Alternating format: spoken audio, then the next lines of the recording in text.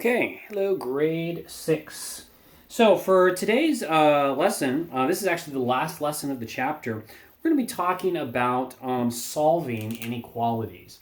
That's our focus today, solving inequalities. Yesterday, you worked on your homework. You worked at writing inequalities, trying different values to see if they were solutions to an inequality, and graphing them on number lines. Today, what you're going to be doing is you're going to be solving inequalities. And I've got some really good news for you.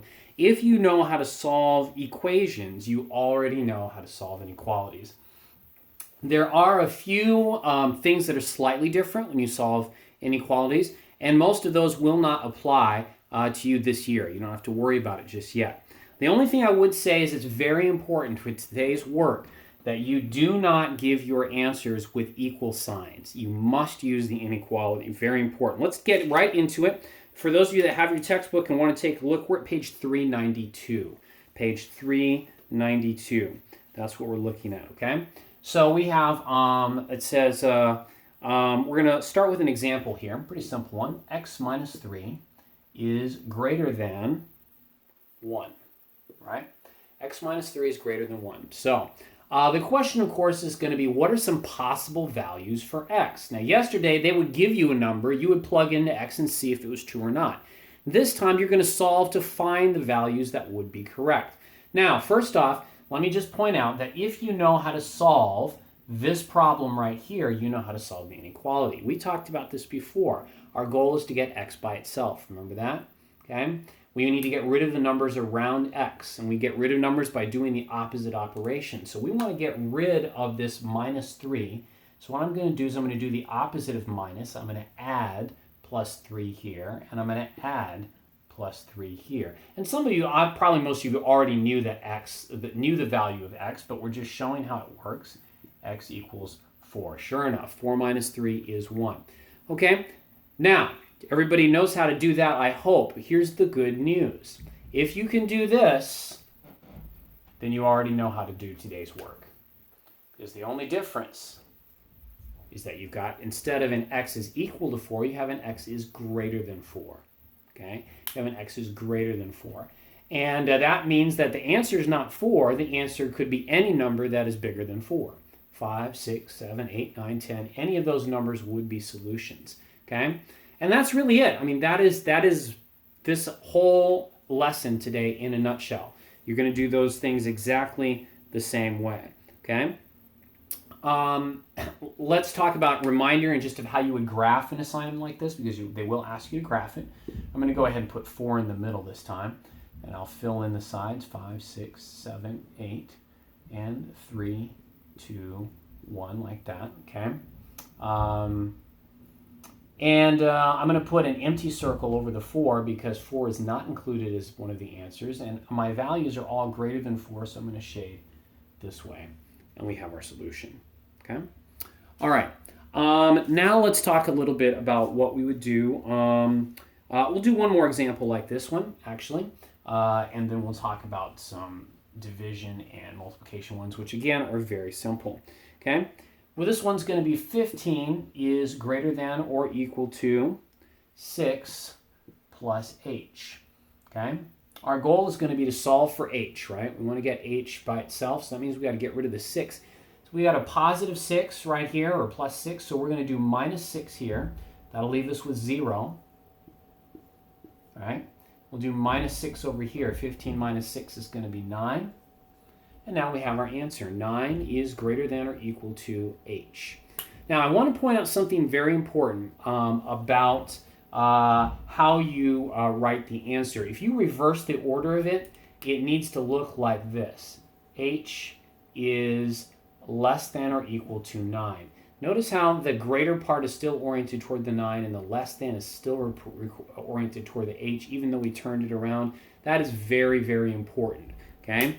That orientation has to remain the same, okay? So let's keep that in mind. So when we graph that, remember we're talking about the relation of h, not 9. I'm going to put 9 on here, right? Okay? And then I'm going to go ahead and fill in some of my numbers, 10, 11, 12, 13, and over here, 8, 7, 6, 5. I'm going to put a circle over the 9, and this time I'm going to fill that circle in because it means that 9 is included in the answer. And then the question is, do I shade this way because it reads greater than? Or do I shade this way? I'm going to shade this way because it's h we're looking at, and h is what? It's less than 9. 9 is greater than or equal to h, but h is less than or equal to 9. So I'm actually going to be shading in this direction, not the greater than side. Okay? So that's a very important distinction to be aware of. And again, you can watch this video again if you're a little bit unclear about it. Again, this is coming from page 392 in your textbook. Okay? Let's look at multiplication and division. Same concept we're going to be looking at here. So let's look at a couple of, one example of each of those also. Okay? All right, so when you're going to multiply or divide, this is what you want to do. We have x divided by 5 is less than 2. X divided by 5 is less than 2. We're going to follow our same principle. We want to get x by itself. In order to do that, we need to do the opposite operation to get rid of the 5. And the opposite of dividing is multiplying. So I'm going to multiply by 5 over here. That's going to give me x. And remember I talked to you guys in class about, well, why is that? And I said, don't worry about it. Just trust that it works. If I multiply by 5 here, I've got to multiply by 5 here. And that's going to give me 10. My answer is x is less than 10. X is less than 10. Okay? So, and again, some of you might have been able to figure that out in your heads. You just knew that 10 divided by 5 is 2, so therefore 10 must be the missing number. But let's take a look. So we're going to put 10 right here. We're going to put 11, we'll put 12, we'll put 13. That's plenty. And we're going to put 9, 8, 7, 6, 5, and so on, okay? All right, empty circle over the 10 because 10 is not included in the answer, and we are shading because x is less than 10 in this direction, okay? 10 is greater than x. X is less than 10, okay?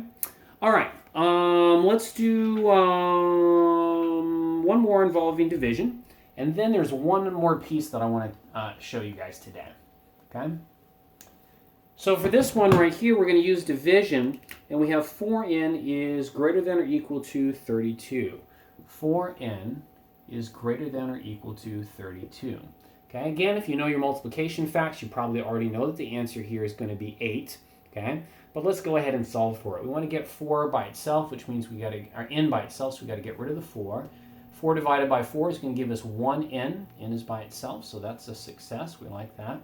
Okay. And then we'll do the same thing over here. 32 divided by 4 is 8. And our final answer is n is greater than or equal to 8. I go to graph it. Put 8 in the middle. 9, 10, 11, 12, 13. And on this side, 7, 6, 5, 4. Okay? So we're going to put our circle over the 8. We're going to fill that circle in because it says greater than or equal to, so it means 8's included, and it's greater than n. N is greater than 8, I should say, so we're going to shade in that direction. Okay? All right, one final piece that we're going to look at is what's called solving an inequality by using what's called a reciprocal. And this is the last piece of today's lesson that we're going to consider here today. All right?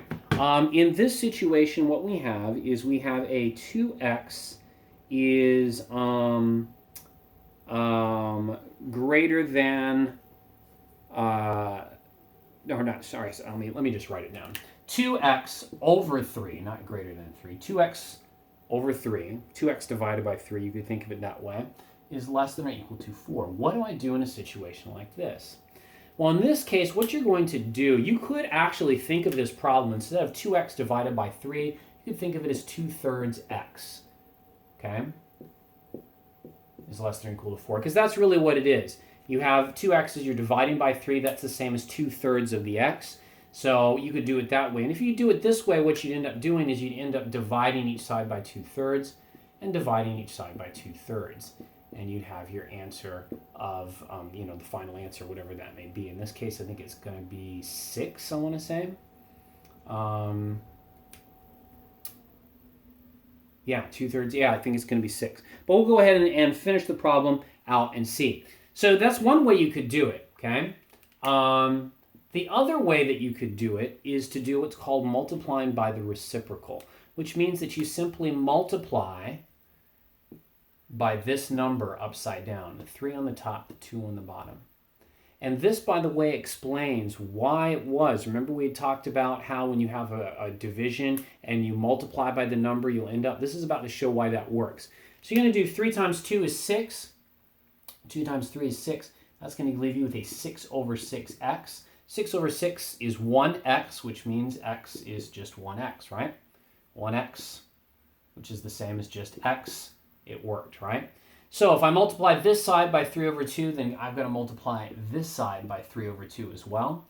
So I do 4 times 3 over 2, and that's going to give us 12 over 2. And 12 over 2 simplified, or 12 divided by 2, gives you 6. Okay?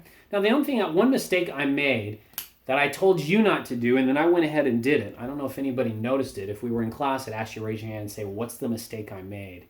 Okay? Think about that for a minute. What mistake did I make? All right. Mistake I made is I remember I said I don't want to see any equal signs. We're talking about inequalities. This is what should have been there the whole time. Not the equal sign, but x is less than or equal to 6. Okay? And so now I can go ahead and graph that. I'm going to put 6 right here. Make sure that's showing up on camera. It sure is.